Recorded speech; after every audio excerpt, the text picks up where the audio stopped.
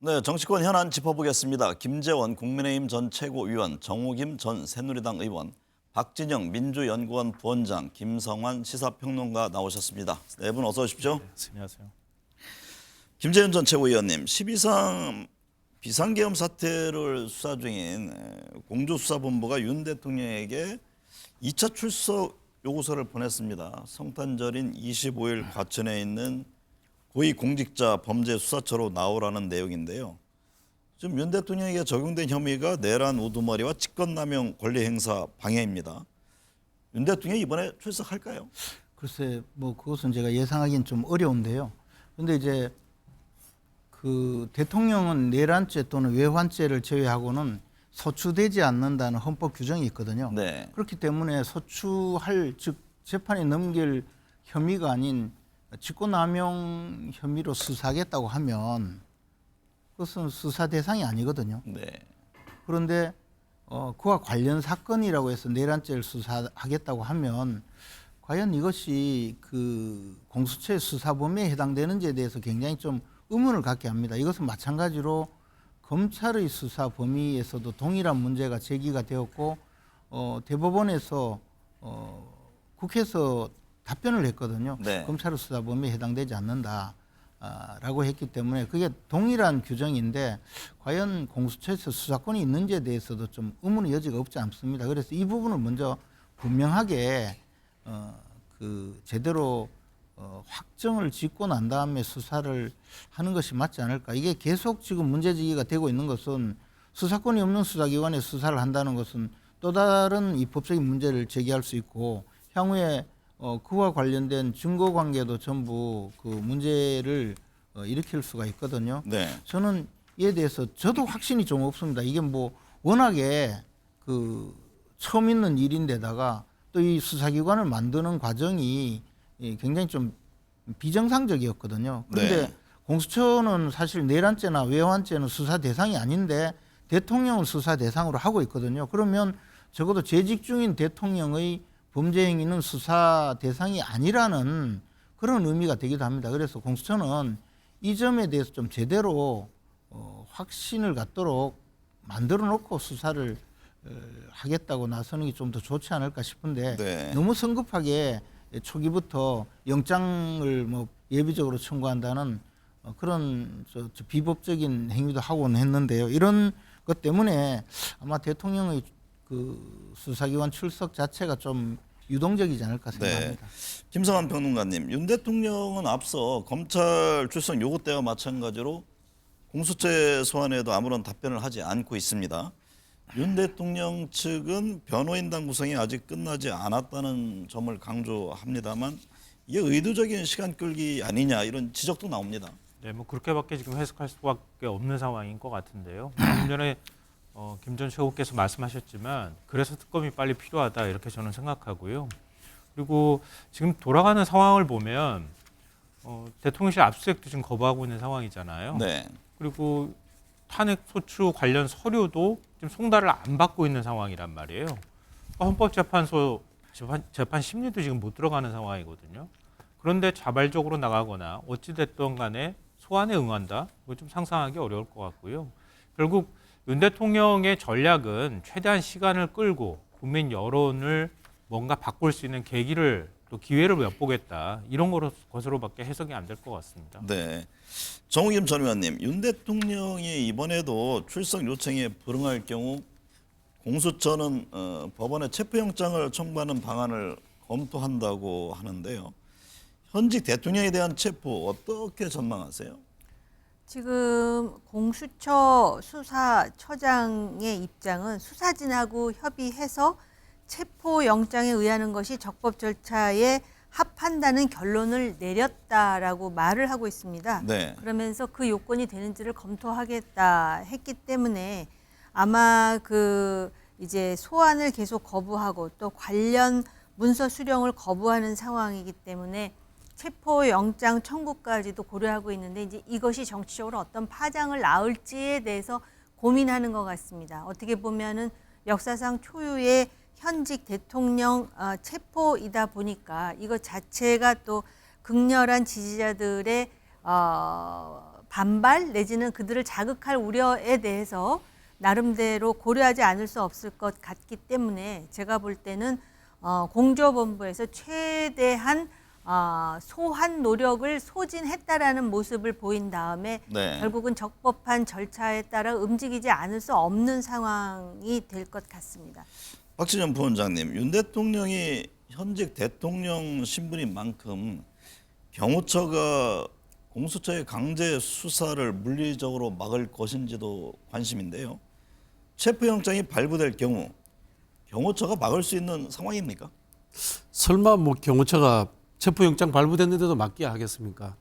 사실 이게 내란죄이기 때문에 아직 현행범위 상황이거든요. 원래는 그렇다면은 긴급 체포가 맞아요. 근데 앞서 여러분들도 말씀하신 것처럼 현직 대통령이기 때문에 애매한 상황이다. 그렇게 해서 이제 긴급 체포는 면하고 있는 상황인 것 같은데요. 저는 내란죄로 체포영장이 떨어진다면은 경호처에서 막으면은 그거는 공무집행 방해죠. 공무집행 방해일 뿐더러 내란죄에 대해서 협조하는 것처럼 보일 수 있습니다. 그런 측면에서 저는 경호처에서 막지는 못할 것이다 이런 생각이 들고요. 한편으로는 이 현재 이 경호처에 대한 명령 지휘권을 한독수 권한대행이 갖고 있기 때문에 네. 한독수 권한대행이 경호처에 대해서 막지 말라라는 어떤 뭐 조치를 취해야 되지 않나 뭐 이런 생각도 듭니다. 네. 김재현 전 최고위원님, 윤 대통령 헌법재판소의 서류 수령도 계속 거부하고 있습니다. 하지만 헌재는 탄핵 심판에 한층 더 속도를 내는 분위기인데요. 오늘 24일 예정됐던 이준숙 전 방통위원장 탄핵 심판 변론을 내년으로 미뤘습니다. 관련해서 이게 윤 대통령 탄핵 심판에 집중하기 위한 것 아니냐 이런 해석이 나오던데 그 점은 어떻게 보세요? 헌재에서는 당연히 지금 이 사건 처리, 즉 윤석열 대통령의 탄핵 심판 사건을 처리하는 것이 가장 급선무이고 이것이 나머지 탄핵 심판 사건 전체보다도 더 중요한 일이고 또 국가적인 혼란을 극복할 수 있는 그 가장 중요한 그 사안이라고 봅니다. 그래서 헌재는 뭐 당연히 저렇게 할 수 있다고 보는데요. 문제는 그렇게 한다고 하더라도 과연 진행이 어느 정도 어떻게 될지는 또 별개의 문제죠. 이게 헌법재판소법에 따라서 형사소송 절차에 의하도록 하고 있거든요. 그럼 네. 형사소송 절차는 증거 확정을 굉장히 엄격하게 증거 조사를 해야 하고 그를 통해서 증인 신문이라든가 또는 서증 조사 절차가 굉장히 까다롭게 진행이 되어 있습니다. 거기다가 지금 변론 준비 기일조차 아직 제대로 열리지 않고 있는데 이것은 또 대통령 입장에서는 그 변론 준비를 하기 위한 변호사 즉 변호인 선임조차 제대로 끝나지 않았다 이런 요구를 할 경우에는 변론 준비 기일을 계속 몇 번씩이라도 요구할 수가 있습니다. 네. 그래서 통상적으로도 한 2번 정도 변론 준비 기일을 진행을 하고 있고 이 사안보다 사안이 훨씬 약하다고 볼 수 있는 이재명 대표의 경우에도 변론 준비 기일을 뭐 한 2달씩 이렇게 이어온 적이 있고 거기 가서 또 변호인 선임이 되어 있지 않다고 해서 변론 준비 기일을 연장한 적도 있고 네. 또 더 나가서 불출석함으로써 변론 준비 기일을 또 미룬 적이 있거든요. 그래서 지금 우리가 이제 소송 그 서류를 며칠 동안 받지 않았다 또는 이 사건 진행을 좀 미루고 있다 이런 것을 비판적으로 보고는 있지만 그 소송 절차 자체가 좀 그렇게 네. 되어 있습니다. 그래서 네. 그 부분까지는 아마 헌재에서 이준숙 재판과 이준숙 방통위원장의 이 탄핵 심판 절차를 미룬다고 하더라도 곧바로 윤석열 대통령의 탄핵 심판 절차가 곧바로 진행이 되기는 지금 당장 좀 어려운 것 아닌가 하는 생각이 듭니다.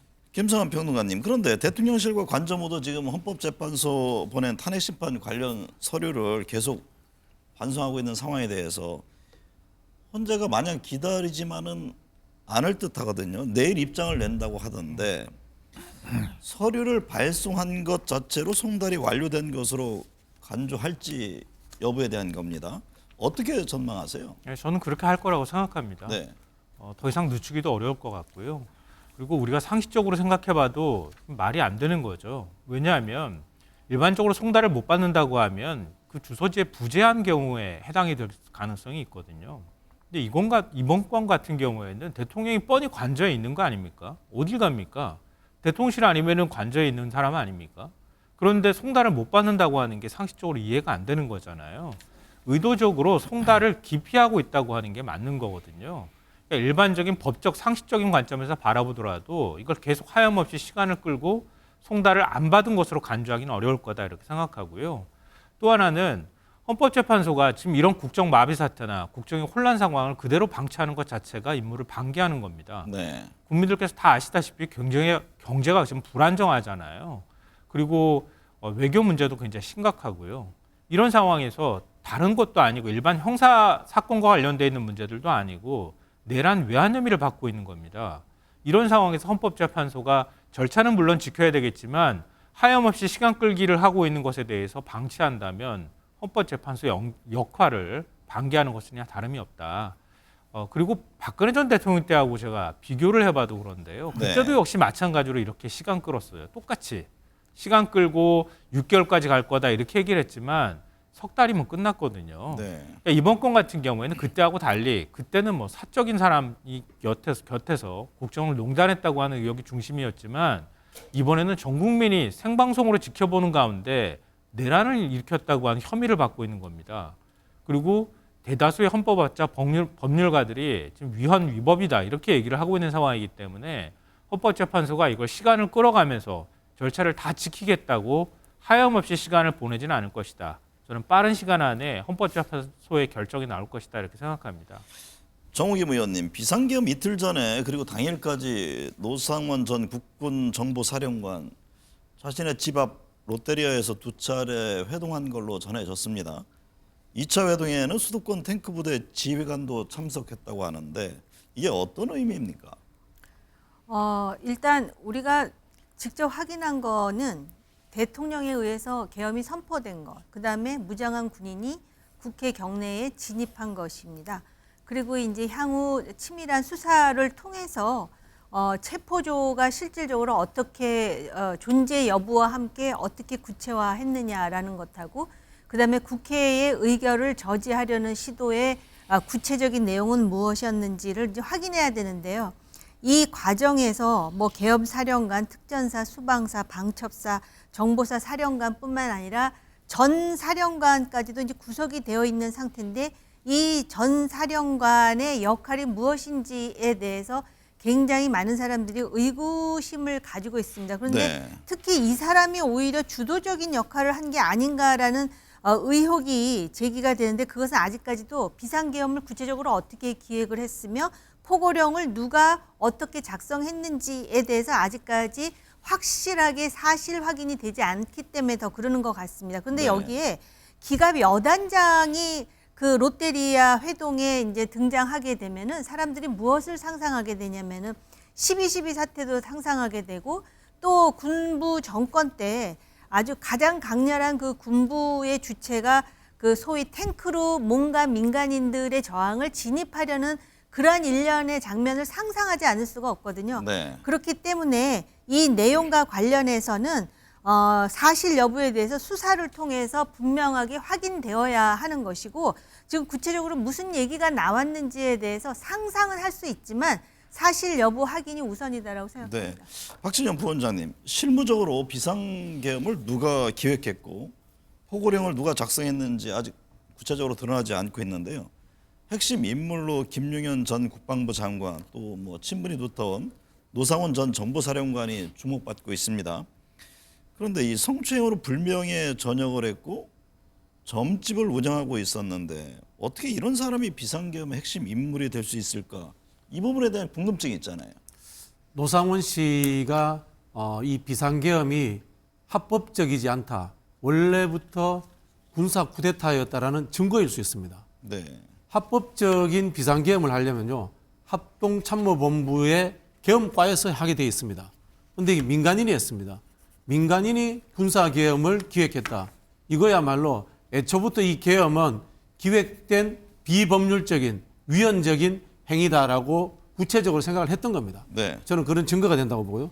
또 이분의 개인적인 특성은 참 윤석열 대통령스럽다라는 생각이 드는 게 말씀하신 것처럼 무속적인 이야기도 나오고요. 그리고 이 불명예스럽게 이 전역한 사람이다. 윤석열 대통령의 인사 스타일이라든가 기존에 있었던 인간관계들과도 또 연관성이 있지 않나. 사실 이런 것들도 추정하게 됩니다. 네. 김재현 의원님, 네. 조지호 경찰청장이 계엄 체포 명단에 이재명 더불어민주당 대표에게 무죄를 선고한 판사의 이름이 있었다고 3차 조사 과정에서 진술한 것으로 확인됐습니다. 김등현 부장판사인데요. 이 점은 어떻게 보아야 합니까? 이게 만약에 그 이재명 대표를 무죄 판결을 했다는 이유로 판사를 실제 체포하려고 했다고 하면 이건 명백히 불법 행위입니다. 그리고 그것은 계엄 포고령 위반이라는 그 구체적 행위도 없는데 처음부터 체포를 하려고 했다면 이것은 법적 근거가 없는 것이죠. 네. 그런데 이제 조사 과정에서 흘러나온 이야기 또는 그동안에 국회에서 그 진술한 내용 또는 취재 과정에서 나온 이야기 보면 초기 단계에서는 이게 향후에 계엄 포고령을 시행하고 합동수사본부를 구성해서 조사를 할 때 그때 수사를 받을 수 있는 사람의 대상으로 해서 이러이러한 사람은 명단을 주면서 위치 확인을 해라라고 했다면 네. 그 명단이라면 뭐 그까지는 아직까지 위법 행위라고 보기는 좀 어려울 것 같은데요. 그러나 체포 명단이라고 해서 어떤 시기가 지나면 곧바로 체포를 해라 하고 체포 담당자까지 지정을 해서 체포에 나섰다면 그 자체로서 저는 불법 행위라고 생각합니다. 네. 김성환 평론가님, 수사와는 별개로 탄핵 관련 공은 이제 헌법재판소로 넘어갔는데요. 헌법재판관 선임을 두고서도 또 여야 의견이 엇갈리고 있잖아요. 민주당은 새 후보에 대한 인사청문회를 내일과 모레 이틀간 실시해서 신속히 임명한다는 방침입니다. 한 권한대행이 임명할까요? 저는 임명 안 할 수가 없을 것이라고 생각합니다. 네. 왜냐하면 내란 혐의를 받고 있는 대통령에 대한 탄핵 문제를 우리가 얘기를 하고 있는 거잖아요. 헌법재판소가 그게 위헌 위법인지를 판단하는 겁니다. 근데 그런 전례가 없는 상황에서 헌법재판관들이 6명인 상황에서 심리를 하고 결정을 한다?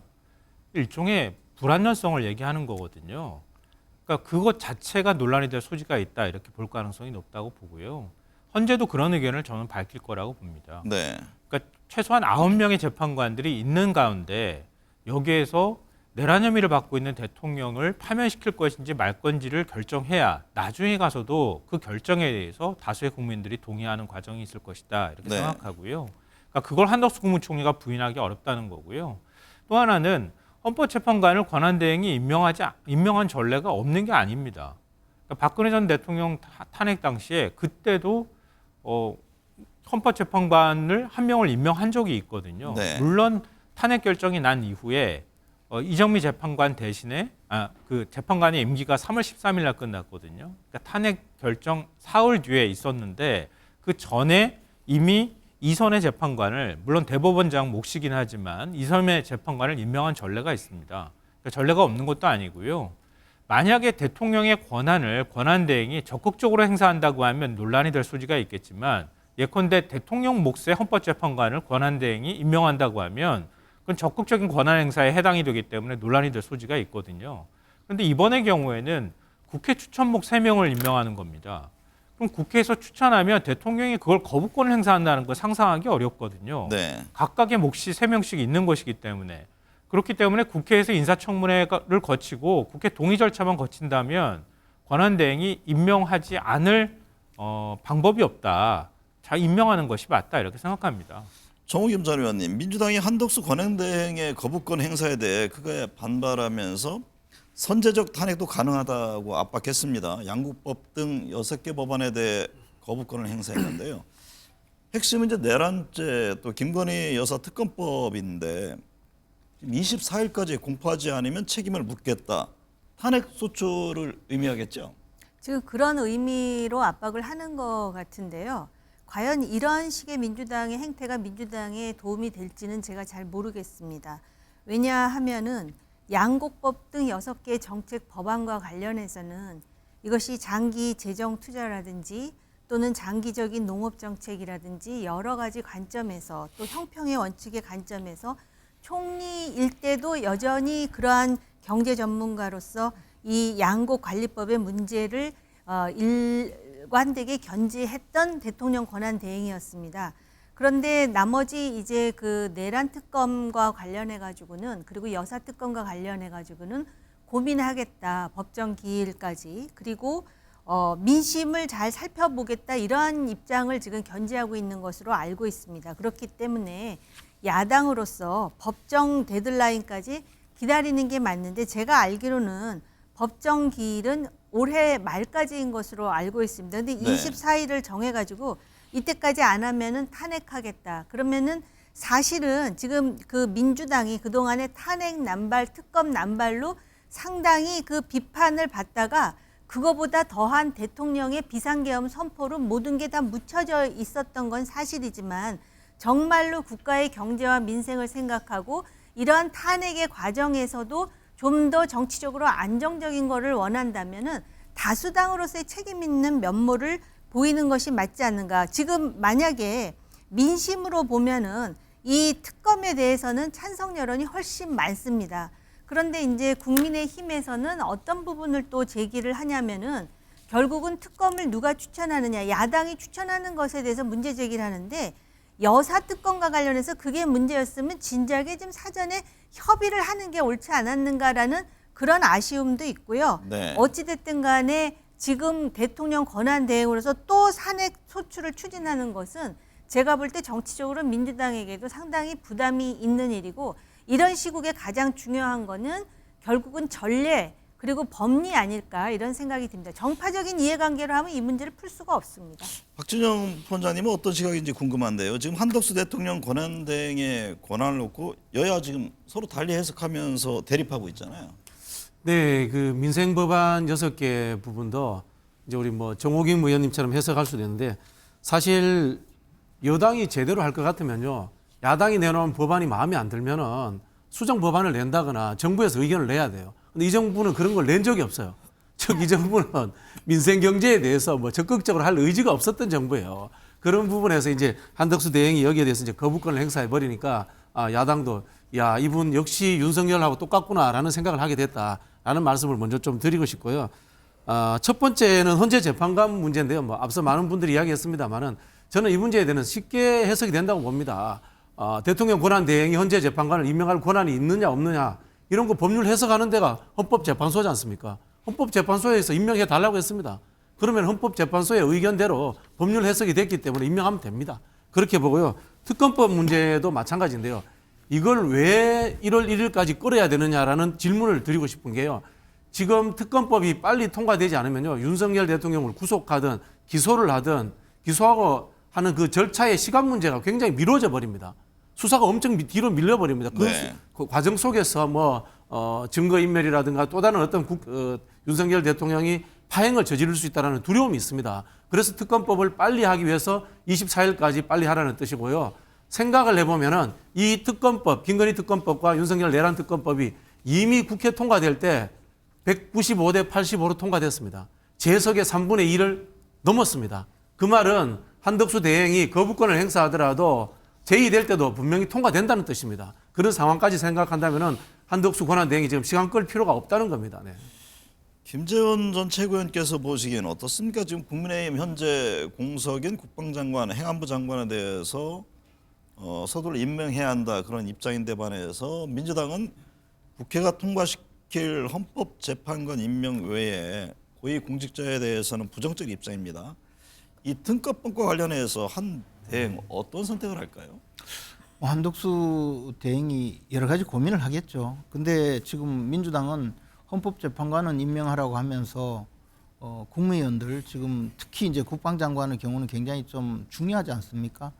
그런 상황에서 국방장관 임명뿐만 아니고 최근에는 보면 공무원도 아닌 공공기관의 그 간부들 내지 공공기관장, 이런 분들이 많이 공석 중이거나 임기가 만료되었는데 여기도 절대 인사에 손대지 마라, 뭐 그런 정도로 강력한 요구를 하고 있거든요. 즉 그 민주당은 자신들이 필요로 하는 그런 탄핵 소추에는 필요한 헌법재판관만 임명하고 나머지는 손대지 말라는 거죠. 민주당이 저렇게 탄핵 그 심판에 공을 들이고 빨리 처리를 하려고 하는 것은 뭐 국민들이 다 알고 있다시피 이재명 대표의 그 사법적인 문제가 지금 목전에 있기 때문에 하루빨리 대통령 선거를 새로 치러야 이재명 대표가 대통령 후보가 될 수 있고 그렇게 해서 대통령 선거에 나갈 수 있다는 그 절박함 때문에 그렇게 할 겁니다. 그래서 이런 부분을 과연 국정을 실제 순조롭게 지금 해결해 나가고 최소한의 관리를 해야 하는 대통령 권한대행의 기본적인 직무에 대해서 자신들의 목적에 따라서 필요한 부분만 권한 행사를 하고 나머지는 절대로 권한 행사를 하지 마라는 주장이기 때문에 저는 그렇게 온당한 처사는 아니라고 봅니다. 네. 다만 한덕수 대행의 경우에는 여러 가지 정치적인 압박이 있기 때문에 이러한 당연한 주장에도 불구하고 좀 권한 행사에 어려움이 있을 거라고 예상을 하고 있습니다. 네. 김성환 평론가님, 국민의힘이 곧 비상대책위원장 후보자를 발표할 예정인데요. 지금 권영세, 나경원 의원이 유력 후보로 거론되고 있습니다. 그런데 이게 친윤 탄핵 반대 이미지로 굳어질까 하는 뭐 당내 우려의 목소리도 나온다고 하는데 국민의힘 선택 어떻게 전망합니까? 오히려 두 분한테 여쭤보는 게 더 좋은 방법이 아니었을까 이런 생각은 드는데요. 좀 떨어져 있는 입장에서 보자면 국민의힘은 어떤 선택을 해도 저는 최악의 선택이 될 거다 이렇게 생각하는데요. 일단은 국민의힘이 투톱 체제를 만들겠다고 한 부분이 의미심장하다고 생각합니다. 왜냐하면 권성동 원내대표가 비대위원장을 지명함으로써 비대위원장한테 일종의 당 대표 권한을 주는 거란 말이에요. 네. 그게 이제 비대위 체제인 건데. 근데 권성동 원내대표가 그대로 원내대표에 있음에도 불구하고 비대위원장을 또 친윤 중진에서 그 한 명을 더 임명할 것처럼 얘기하고 있단 말이에요. 이것 자체가 대선 때 비대위원장이 사실 당권을 쥐고 대선을 치러야 되는 상황하고 무관치 않다고 보고요. 결국 당권 경쟁을 하고 있는 거다. 지금 조선일보도 지적을 했지만 탄핵의 강을 피하려다 계엄의 바다로 좀 빠지고 있는 상황이다 이렇게 보고요. 네. 그래서 사실 최근 나경원 의원의 행보가 좀 주목이 되는데 뭐 선관위 부정선거가 있는 것처럼 뭐 이런 식의 뉘앙스로 얘기를 한다거나 굉장히 전투력 있는 모습을 보여주는 게 굉장히 당권을 잡고 싶은 욕심이 있는 것 같다 이런 생각을 하게 됩니다. 네. 그런데 당 입장에서 보자면 너무 친윤 색채가 강하게 될 경우에 지금 그러지 않아도 국민의힘이 국민 여론하고 고립되고 있는 상황이잖아요. 그런 면에서는 나경원 의원보다는 권영세 의원 쪽에 조금 더 힘이 실릴 가능성도 여전히 있는 것 같습니다. 네. 저는 권영세 의원 쪽에 조금 더 무게를 싣고 싶습니다. 정우겸 전 의원님, 국민의힘 2년 8개월 동안 대표와 권한대행까지 합하면 수장이 11명이나 바뀌었는데요. 그때마다 이제 윤심이 거론됐습니다. 지금 역시 민심보다는 윤심. 더구나 지금 내란죄 혐의까지 받고 있는 12.3 계엄 사태의 엄중함과는 이게 동떨어진 것 아니냐 이런 지적이 있는데 후폭풍이 있지 않을까요? 뭐 이미 후폭풍이 시작됐다라고 봐도 과언이 아닐 것 같고요.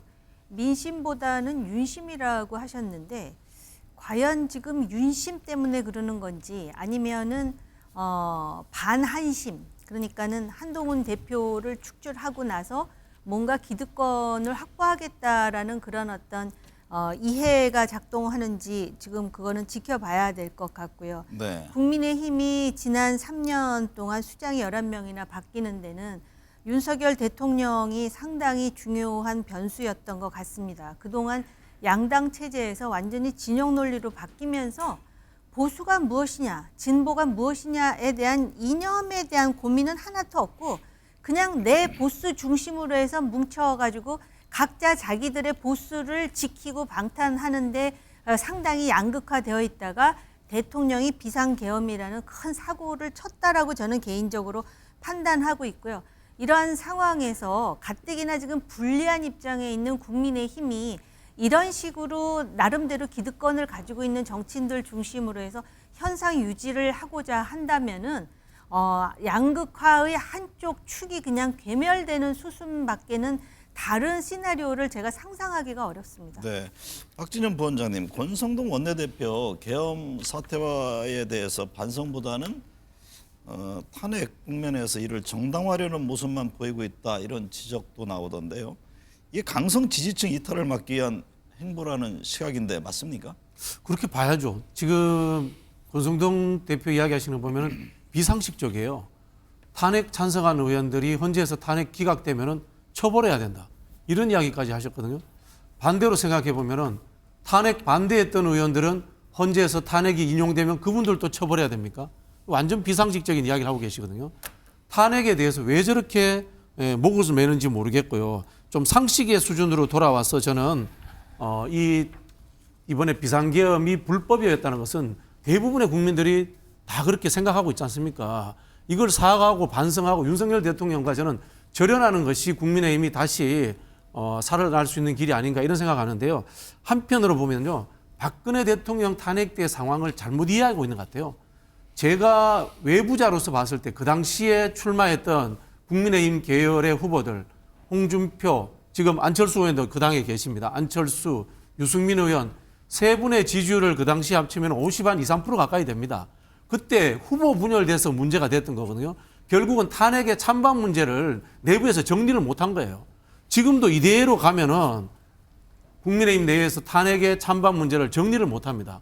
그리고 탄핵 반대가 다수파면은 탄핵에 반대했던 분들 중에서 누군가가 대선 후보가 될 가능성이 많아요. 그런데 우리 국민 여론은 거의 7대3, 거의 8대2입니다. 그럼 탄핵과 찬반 프레임으로 몰려버리면은 대선을 해보나 마나 하는 게임으로 갖고 가요. 왜 이렇게 저는 상황 판단을 오판하시는지 이해가 잘 안 됩니다. 이 점에서 김재원 전 최고위원께 여쭤봐야겠습니다. 얼마 전까지 최고위원 하셔서 당내 상황 누구보다 잘 알 텐데 이게 박근혜 전 대통령 탄핵 당시와도 좀 기류가 다르잖아요. 지금 이렇게 전개되는 거 보면은 어떻게 봐야 합니까? 우리 당이 어쨌든 보수 진영의 중심 정치 세력이고 또 보수 정당의 본류인데요. 그런데 보수 정당인 우리 당에서 배출한 대통령께서 지금 탄핵 소추가 되어서 이제 탄핵 심판을 앞두고 있고 또 직전에 박근혜 전 대통령도 탄핵 소추가 되어서 그때는 탄핵이 인용되어서 직을 잃었거든요. 그리고 그 앞에 전임자인 이명박 전 대통령은 또 재임 후에 형사적으로 구속되어서 결국은 전직 대통령의 예우가 지금 박탈되어 있는 이런 상황으로서 어떻게 보면 보수 진영의 정치적인 정당성이 거의 무너지는 단계에 있습니다. 그런데 네. 이런 상황에서 내부적으로는 앞에서 말씀하신 여러 가지 논리가 있지만 지금은 사실 보수 진영 전체를 추스리기도 좀 급급한 그런 상황에 있는 것이 사실이거든요.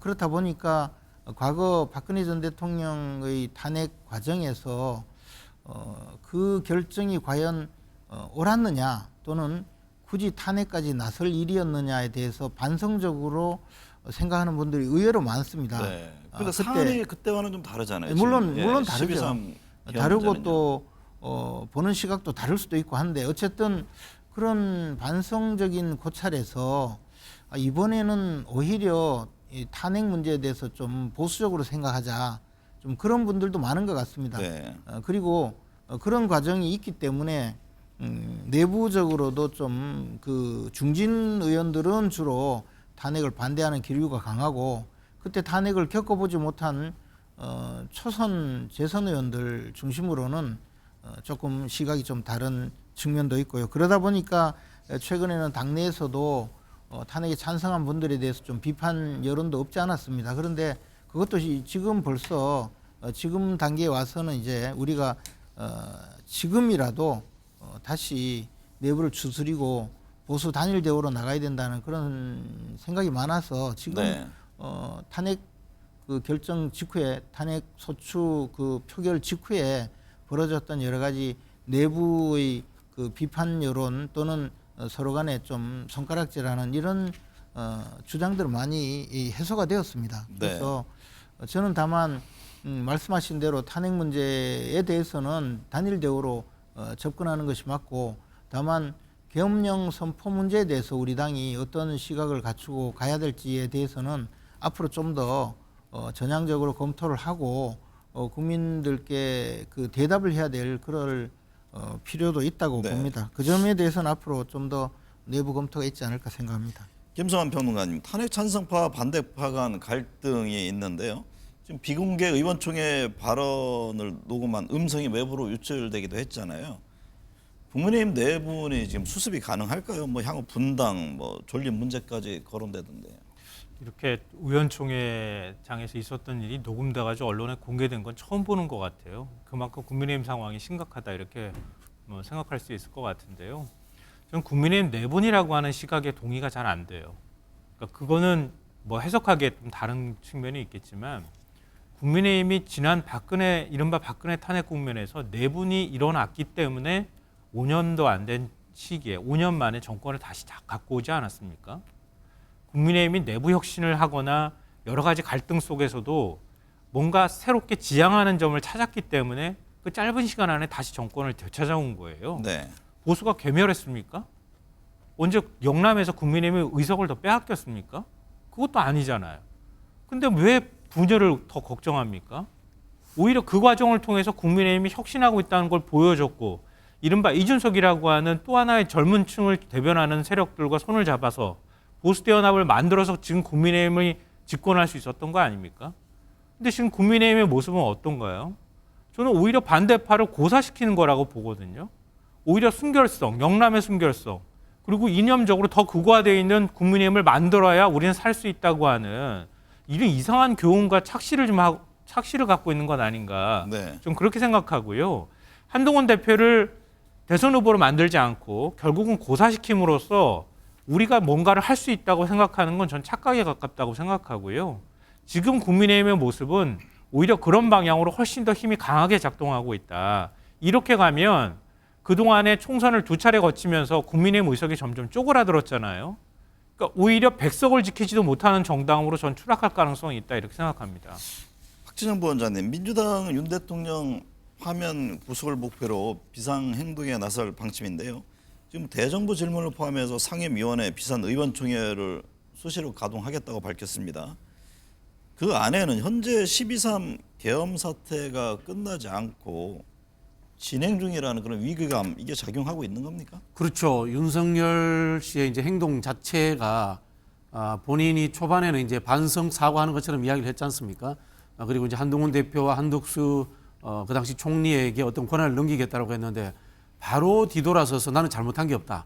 그런 이야기를 계속하고 있단 말입니다. 그리고 지금도 메시지를 내놓는 게 선관위 관련해서 선거 부정 그리고 그것과 연결된 이 아스팔트 극우들을 준동시키려고 하는 어떤 선동적 언사 네. 이런 것들 때문에 내란은 계속되고 있다라는 그런 판단을 하고 있는 것 같고요.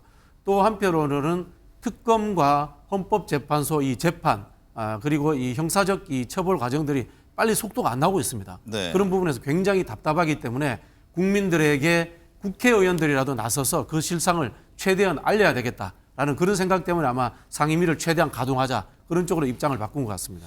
김재원 전 최고위원님, 이릅니다만 향후 대선 일정과 구도는 어떻게 보세요? 민주당은 지금 이재명 대표가 유력한 가운데 김동연, 김부겸, 김경수 전 지사 등 비명계 움직임을 주목하고 있고요. 국민의힘은 홍준표, 오세훈, 한동훈, 유승민 전 의원 등등이 지금 거론되잖아요. 일단 민주당의 경우는 제가 민주당의 몇몇 지인들에게 여쭤보면 이재명 대표 이외에는 감히 만약에 조기 대선이 실시된다고 하면 이재명 대표 외에는 소위 명함을 내밀 만한 분도 없을 거다 그런 판단을 하고 있습니다. 거의 절대적인 지금 지배력을 갖고 있죠. 국민의힘의 경우에는 사실 여러 가지로 문제가 좀 있습니다. 최근에 보면 여론조사 지지율도 그다지 높지 않고요. 또 앞에서도 말씀드렸다시피 우리가 배출한 대통령이 2분 탄핵되고 또 그 앞에 대통령은 재임 후에 구속된 이 상황에서 분명히 보수 진영의 기반이 무너진 상태에 있습니다. 그러나 그렇다고 하더라도 우리나라의 보수 진영의 기반 또 보수 정치 세력을 위한 여러 가지 이 방향은 굉장히 우수하고 좋은 지금 상황이 있습니다.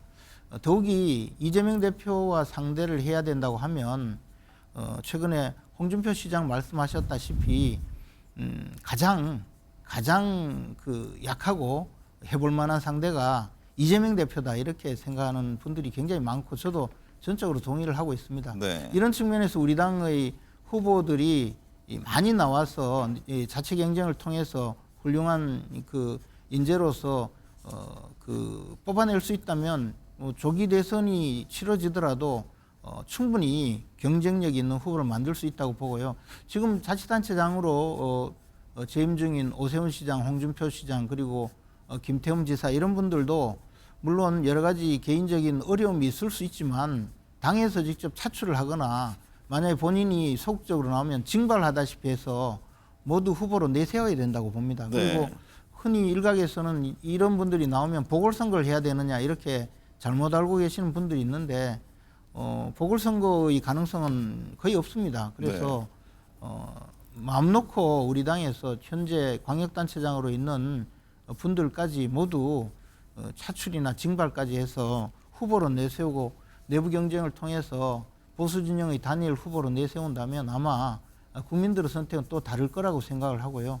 그래서 조기 대선이 있다고 해서 너무 주눅들거나 위축될 필요는 없다고 봅니다. 김재원 최고위원도 참여하시죠? 저는 전혀 대상이 아닙니다. 김성환 평론가께서는 어떻게 보세요? 지금 여야 대선 지형 구도를요. 그래서 지금 뭐 미리 얘기하기가 좀 조심스럽기는 한데요. 지금 상황으로는 이건 윤석열 대통령의 실패이기도 하면서 국민의힘의 실패이기도 한 거거든요. 네. 이걸 어떻게 부인합니까? 국민의힘이 계속 부인하고 있는데요. 제가 볼 땐 부인할 수도 없는 상황이고 부인도 안 되는 겁니다. 그러면 오히려 지금 국민의힘은 대국민 사과를 하고 다시 장을 질서 있게 정리하면서 국민의 민심에 부응하는 모습들을 보여야 하는데 그렇지 않다고 하는 거예요. 앞서 두 차례 연속으로 그 보수 진영의 대통령이 탄핵되는 사태를 맞았다고 말씀하셨는데요. 그런 대통령을 왜 세웠는가를 생각해야 한다고 저는 생각해요. 네. 그러니까 자기 당내에서 대선 후보를 못 만드는 겁니다. 그러니까 그렇게 해서 당을 질서 있게 정리를 했으면 당 안에서 대선 후보를 만들어서 당 안에서 정치 경험이 있는 사람을 대통령으로 만들어야 되는데 네. 난데없이 검찰총장에 있는 사람을 대통령으로 끌어와가지고 외부 영입을 해버렸단 말이에요. 그게 보수의 지금 무능을 보여주는 거고 그게 지금 이번 사태를 만든 거라고 봅니다. 네. 그러니까 이번에 만약에 조기 대선을 치른다고 하면 국민의힘 내부에서 뭔가 대선 후보를 만드는 노력을 해야 한다고 보고요. 또 민주당의 지금 반사이익을 자꾸 얘기를 하고 계시는 것 같은데 이재명 대표만 안 된다 이렇게 얘기를 하시는데 이재명 대표가 왜 이런 상황에 처했습니까? 지금 저런 대통령이 결국은 검찰권을 활용해서 이재명 대표를 계속 수사하는 과정들을 겪지 않았습니까? 그런 그것 때문에 그 결과적으로 그렇게 만들고 이재명 대표를 계속 모욕주기 하듯이 수사를 했단 말이에요. 그 결과를 놓고 이재명 대표는 안 된다. 우리는 이재명 대표랑 붙으면 승리한다. 이건 제가 볼 때는 오히려 정신승리에 가까운 얘기라고 생각합니다. 아니 근데 백현동 사건을 우리 당에서 거짓말하라고 했습니까? 대장동 사건을 일으키라고 우리 당에서 부추기기를 했습니까? 대북 송금을 우리 당에서 북한에 돈 갖다 주라고 했습니까? 전부 다 이재명 대표가 저지른 일이잖아요. 그리고 그 점에 대해서 지금 자꾸 무슨 모욕주기 했다고 하는데 사실 수사기관에서 불러도 가지도 않고 재판도 지금 제대로 안 받고 계속 그 시간 끌면서 어떻게든 대선에 나갈 그 환경만 만들려고 하는데 어찌 자꾸 그런 말씀을 하시는지 네. 모르겠습니다. 정우김 전 의원님, 차기 대권 여론조사 결과를 봐도요. 지금 뭐 이재명 대표가 압도적 1위를 차지한 가운데 지금 보수 진영 주자들은 한 자릿수입니다. 특히 한동훈 전 국민의힘 대표 경우 탄핵 가결이 5%로 추락한 모습인데요. 어떻게 보세요? 그 탄핵의 과정에서 물론 이제 그 당내에 반한 세력의 움직임도 있었지만 본인이 그 비상계엄 첫날 밤을 제외하면은 그 언행의 일관성이 없었다라는 국민의 평가가 일정 정도 작용했다라고 보이고요. 우리가 탄핵이라는 거를 겪어봐서 아는데 네. 국민의힘이 이대로 가게 되면 조기 대선의 결과는 정말 속된 말로 해보나 마나처럼 될 수도 있습니다. 그렇다 해서 지금 여기서 시간을 끈다 해도 끄는 것에도 어느 정도 한계가 있을 뿐만 아니라 인위적으로 시간을 끌었을 때에 국민적 분노가 있는 것은 사실입니다. 네. 그리고 대통령의 이 탄핵의 요인이 됐던 비상계엄 선포는 너무나 엄중한 게 사실이지만 네. 지금 강력한 야당 후보로 제시되고 있는 이재명 대표가 가지는 사법 리스크, 지금 뭐 여러 가지 뭐 여당 내지는 권력의 압박이라 그랬지만은 제일 민망한 게 저는 법인 카드 사용 같은 것 아니겠습니까?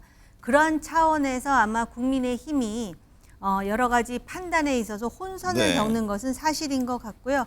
지금 오히려 변화를 위한 사투를 벌이지 않으면 대선은 말할 것도 없고 지선이라든지 또 많이 남았을 것처럼 보이는 총선에서도 전국 정당의 위상을 유지하기가 쉽지는 않을 것 같습니다. 네.